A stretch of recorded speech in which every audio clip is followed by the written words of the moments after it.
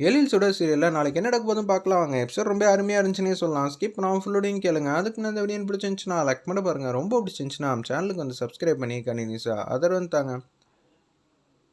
சுடர் வந்து அந்த ஃபாரின் போகிறதுக்காக அந்த ஏஜென்ட் கிட்ட வந்து பேசிகிட்டு இருக்காங்க. இதை வந்து மனோகரி வந்து பார்த்துட்டாங்க. என்ன இவ இங்கே நின்றுட்டு இருக்கா, யார்கிட்ட வந்து பேசிகிட்டு இருக்கா, இங்கே பார்த்தா ட்ராவல் ஏஜென்ட் மாதிரி தானே தெரியுது. இவ வெளிநாட்டுக்கு போகிறாளா இல்லை தெரிஞ்சவங்கிறனால பேசிகிட்டு இருக்காளா, ஒன்றும் புரியலையே. சரி பட்டமாக யோசிக்கிறத விட அவகிட்டே ஃபோன் அடித்து கேட்கலான்னு சொல்லி மனோகரி வந்து ஃபோன் அடிக்கிறாங்க நம்ம சுடர்வழிக்கு.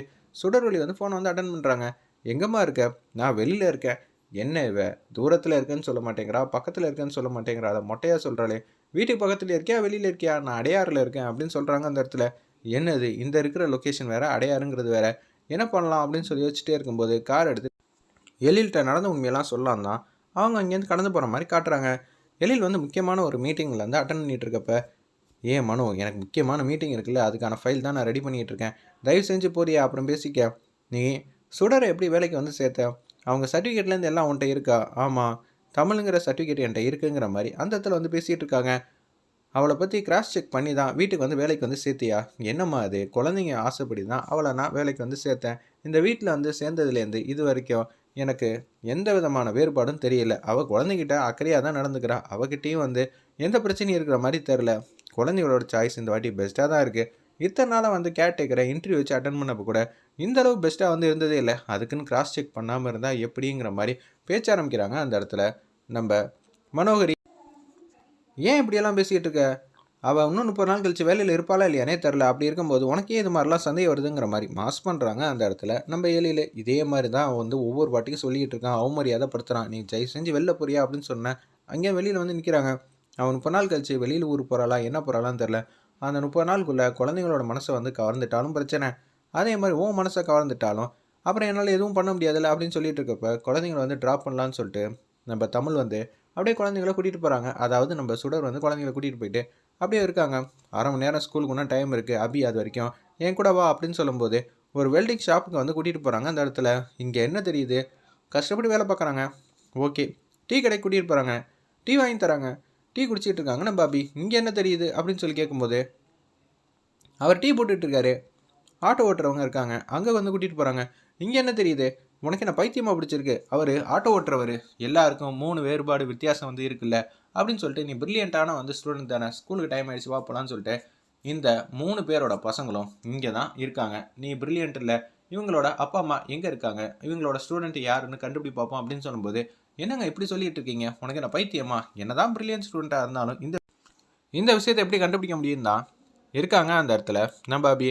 தெரியுதுல்ல, ஆனால் நீ மட்டும் மேக்கப் போட்டு வந்தா சரி வருமா, மற்றவங்களாம் உன்னை பார்த்து வந்து ஃபீல் பண்ண மாட்டாங்களா அப்படின்னு சொல்லி கரெக்டாக வந்து கேட்குறாங்க. நான் மேக்கப் கொண்டு வரத்துக்கும் மேக்கப் போடாமல் வரத்துக்கும் என்ன வித்தியாசம் அபி? இதே மாதிரி ஆட்டோ ஓட்டுறவங்களோ அவங்களாம் வருமானம் எவ்வளோ இருக்கும், கம்மியாக தான் இருக்கும். அதே மாதிரி வெல்டிங் ஷாப்பில் வேலை பார்த்தாலும் பெருசாக வந்து வருமானம் இருக்காது உங்கள் அப்பாவோட சம்பாத்திய அளவுக்கு. நான் கம்பேர் பண்ணுறேன்னு நினைக்காத, இதுதான் இயல்பு. நீ வந்து மேக்கப் போட்டு வந்தா அந்த குழந்தைங்களாம் ஏக்கப்பட மாட்டாங்களா? என்னால் இது மாதிரி வர முடியலன்னு சொல்லி தான் இங்கே வந்து இருப்பாங்க. கருத்து வேறுபாடு இருக்கும். நீ செய்கிறது தப்பா இல்லையா, உன் அம்மா உனக்கு எப்போதும் சப்போர்ட் பண்ணுவாங்க. ஆனால் இதுவே உன் அம்மா வந்து இப்போ பார்த்தா கூட என்ன நினைப்பாங்க?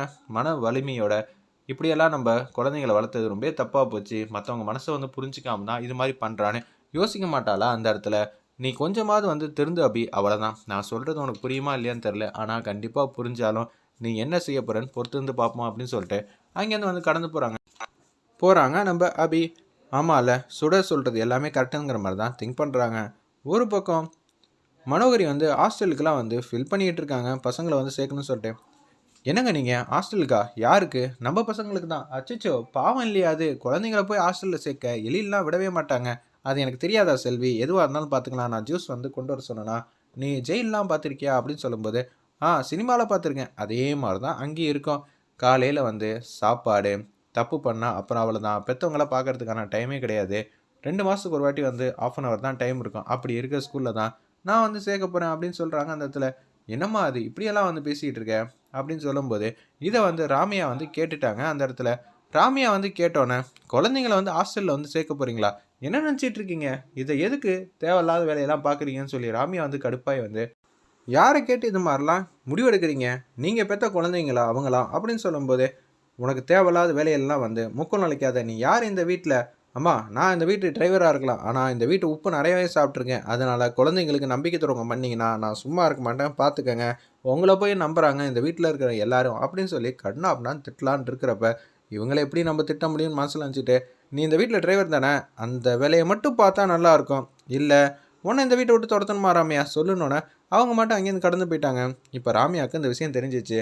யாரு நெனச்சாலும் சரி, நினைக்காட்டாலும் நான் தான் இந்த வீட்டையே ஆளப்போறேன்.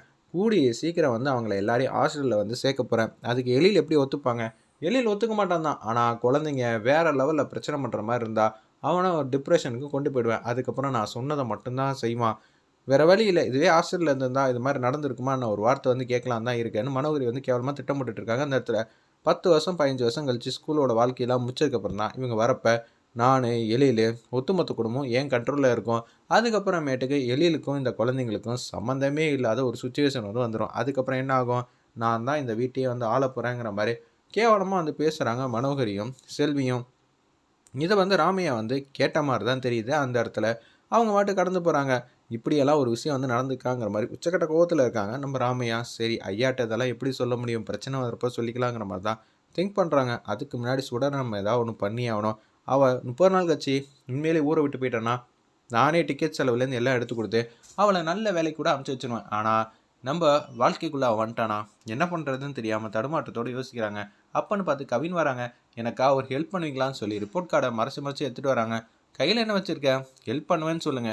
கவின் செல்லம் கேட்டா, என்ன உதவி வேணாலும் செய்யலாம். எந்த பிரச்சனையும் இல்ல அப்படின்னு சொல்லிடுறாங்க அந்த இடத்துல. ரொம்பவே சோகத்தின் உச்சத்துல இருக்காங்க அந்த இடத்துல. நம்ம கவினு, ஏதாவது ஒண்ணு பண்ணுங்க ஆன்ட்டி. நான் வந்து ரிப்போர்ட் கார்ட்ல கம்மியான மார்க் வாங்கியிருக்கேன். நீங்க தான் அப்பா கிட்ட எப்படி இருந்தாலும் வந்து சிக்னேச்சர் வந்து வாங்கி தரணும் அப்படின்னு கேட்டோன்னே, ஏய் என்னடா சொல்ற? இந்த ரிப்போர்ட் கார்ட்ல எப்புட்றா வந்து கையெழுத்து வந்து வாங்க முடியும்? நான் ரெக்கமெண்ட் பண்ணேன்னு வச்சுக்கயேன், உங்க அப்பா என்னையும் தான்டா தூக்கி போட்டே மிதிப்பாங்க. இதுல அவர்லாம் வந்து கையெழுத்து போடலாம் வாய்ப்பே இல்லடா. நம்ம தான் ஏதாவது ஒண்ணு பண்ணணுங்கிற மாரி அந்த இடத்துல வந்து சொல்லிட்டு இருக்காங்க. என்ன ஆன்ட்டி சொல்றீங்க? நீங்க வந்து கையெழுத்து வந்து வாங்கி தர மாட்டீங்களா? ஏதாவது ஒண்ணு பண்ணுங்க ஆன்ட்டி அப்படின்னு சொல்லிட்டு இருக்காங்க அந்த இடத்துல. ஏதாவது பண்றதா? நீ தான் பண்ணணும் கவின். நீ தான் கார்ட்டூன பார்த்து அப்படியே வந்து சூப்பரா வந்து வரைவல்ல. அதனால உங்க அப்பா சிக்னேச்சர் மேல இருக்குல்ல, அந்த கையெழுத்த நீயே போட்டுறியா? ஆன்ட்டி இதுல தப்பாயிடுமே. அப்பா கையெழுத்த எதுக்கு நான் போடணும்? அப்பா தானே போடணும். ஐயோ! இவனுக்கு ஒண்ணுமே புரிய மாட்டேங்குதே. இப்ப என்ன பண்றது? இத வச்சே வந்து எழில் வந்து உச்சக்கட்ட கோவம் வந்து அடைஞ்சிருவான். அதுக்குன்னே வந்து சொல்லுவான். டேய்! உன்னால முடியும்டா. நீ போடுறா. ஆன்ட்டி இது சரியா வருமா இல்லையான்னு கூட எனக்கு தெரியல. ஆனா நான் எதுக்கு சிக்னேச்சர் போடணும்னு சொல்ல வர்றீங்க? அதெல்லாம் இல்ல. நீ போட்டுக்க அப்படின்னு சொல்லிட்டு பேனா எடுத்து குடுக்குறாங்க செல்வி. அந்த பேனாவ எடுத்து மனோகரி வந்து குடுத்துர்றாங்க. நம்ம கவின்ட்ட அதே மாரி சிக்னேச்சர் வந்து டிட்டோவா வந்து காப்பி பேஸ்ட் பண்ற மாரி காட்டுறாங்க அந்த இடத்துல. நம்ம கவின எப்படியோ இந்த விஷயத்த வச்சு பூதாகரமா பிரச்சனைய வந்து கொண்டு வரேன். சுடருக்கும் ஆப்பு வச்சுர்றேன். கவினுக்கு ஹாஸ்டலுக்கு வந்து முடிவு கட்டிடுறேங்கிற மாரி தான் யோசிக்கிறாங்க அந்த இடத்துல. மனோகரி வெயிட் பண்ணி